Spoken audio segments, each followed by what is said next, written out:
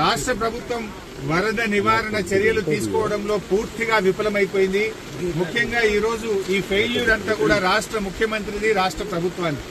ఎంత బాధతో ఉన్నామంటే ఈరోజు ఇవాళ హవేలీ గన్పూర్ మండలంలో మరి ఇద్దరు యువకులు చనిపోవడం జరిగింది. వాళ్ళ పిల్లలు, ముఖ్యంగా ఇద్దరు పిల్లలు గురుకుల పాఠశాలలో చదువుతున్నారు. వర్షాల వల్ల గురుకుల పాఠశాల లీక్ అయితా ఉంది, మీ పిల్లల్ని తీసుకుపోండి అని ప్రిన్సిపల్ ఫోన్ చేస్తే పిల్లల్ని మెదక్కు పోయి తీసుకొచ్చుకుందామని బయలుదేరి మరి ఆటోలో నడుపుతున్నటువంటి యాదగౌడు, ఆటోలో కూర్చున్న సత్యనారాయణ ఇద్దరు కూడా ఈ వరదలో ఆటో కొట్టుకుపోయి చనిపోవడం జరిగింది. ఆ ఇద్దరు దాదాపు కొన్ని గంటల పాటు కరెంటు పోల్ పట్టుకొని ప్రభుత్వం నుంచి ఏదైనా సహాయం అందుతుందా, హెలికాప్టర్ వస్తుందా, ఎన్డీఆర్ఎఫ్ బృందాలు వస్తాయని 4-5 గంటలు ఎదురు చూశారు. కరెంటు పోల్ మీద నుంచి ఫోన్లు కూడా చేశారు. కానీ కలెక్టర్ గారు గాని జిల్లా యంత్రాంగం ఎవరు స్పందించలేదు. మధ్యాహ్నం 2 తర్వాత కరెంటు పోల్ కూడా వరద ఉధృతికి పడిపోయి ఆ వరదలో కొట్టుకొని ఆ ఇద్దరు కూడా చనిపోవడం జరిగింది. అంటే ఇది కేవలం ప్రభుత్వ వైఫల్యం. నిన్న ఒక మంత్రి గారు మాట్లాడుతూ అంటాడు, హెలికాప్టర్ అంత అవసరమైతే తప్ప వాడద్దట, మీరు మాత్రం పెళ్లిళ్లకు వాడండి, బీహార్ లో రాజకీయాల కోసం వాడండి, మీ సొంత కార్యక్రమాలకు వాడుకోండి. ఆనాడు ఖమ్మం జిల్లాలో కూడా హెలికాప్టర్ పంపకపోతే ప్రాణాలు పోయినాయి.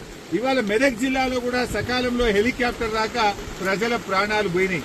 అంటే ప్రభుత్వం ముందస్తు చర్యలు తీసుకోలేదు.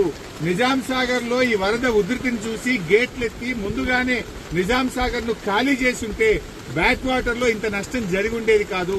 అటు ఇంజనీరింగ్ లోపం ఉంది, ప్రభుత్వ వైఫల్యం ఉంది.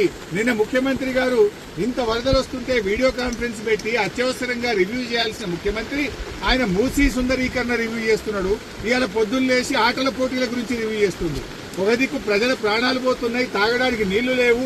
హవేలీ గన్పూర్ లో నిన్నటి నుంచి కరెంటు లేక 7-8 గ్రామాల ప్రజలు మంచినీళ్లు లేక వర్షపు నీళ్లను ప్లేట్లలో, గ్లాసులలో పట్టుకొని తాగుతున్న పరిస్థితి ఉన్నది. ఇవాళ రేపు అంటు రోగాలు ప్రబలేటువంటి అవకాశం ఉంది.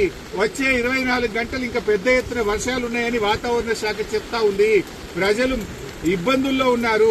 ప్రభుత్వం ఇప్పటికైనా మేల్కొని అత్యవసర చర్యలు చేపట్టి ప్రజలను కాపాడుకోవాలి. ప్రజలకు త్రాగునీరు అందించండి, ప్రజలకు అవసరమైన ఆహార పొట్లాలను పంపించండి, హెలికాప్టర్లను అందుబాటులో పెట్టండి. ఎందుకంటే బాగా తడిచి ఉన్నది, ఇప్పటికే నీటి ప్రవాహం ఉంది. ఇంకా వర్షం ఏమన్నా కొద్దిపాటి వర్షం ఎక్కువ పడ్డా కూడా మరి చెరువులు గాని తెగేటువంటి ప్రమాదం ఉంటది కనుక అన్ని జాగ్రత్తలు ప్రభుత్వం తీసుకోవాలని చెప్పి కోరుతా ఉన్నాం. ఏదైతే పంట నష్టం జరిగిందో ఒక్కొక్క రైతుకు ఎకరానికి 25,000 రూపాయల సహాయం అందించాలని కోరుతున్నాం. చనిపోయిన ఆ 2 కుటుంబాలకు కూడా ఒక్కొక్కరికి 25 లక్షల ఆర్థిక సహాయం అందించాలని కోరుతున్నాం. ఇక్కడే పక్కనే దూప్ సింగ్ తండా ప్రజలు తండాను వదిలిపెట్టి గుట్ట మీద ఉన్నారు. రాత్రంతా కూడా గుట్ట మీదనే ఉన్నారు. వాళ్ళకి మంచినీళ్లు లేవు. ప్రభుత్వం కూడా అక్కడికి చేరుకోలేదు. వెంటనే ఆ దూప్ సింగ్ తండా ప్రజలు గుట్టల మీద ఉన్నారు. వాళ్ళను కూడా కాపాడాలని, వాళ్ళకి భోజనాలు, మంచినీళ్లు అందించాలని చెప్పి ప్రభుత్వాన్ని డిమాండ్ చేస్తున్నారు. సో ఈ రోజు నిన్న ఇద్దరు ఆ వరదలో కొట్టుకుపోయారు. అందులో బెస్త సత్యనారాయణ డెడ్ బాడీ ఇప్పటి వరకు దొరికింది. ఇంకా యాదగౌడు డెడ్ బాడీ ఇంతవరకు దొరకలేదు. ఎన్డీఆర్ఎఫ్ బృందాలను పంపించి వెంటనే యాదగౌడు యొక్క మృతదేహాన్ని మరి వెతికి కుటుంబ సభ్యులకు అందించాలని కూడా ప్రభుత్వాన్ని కోరుతుంది.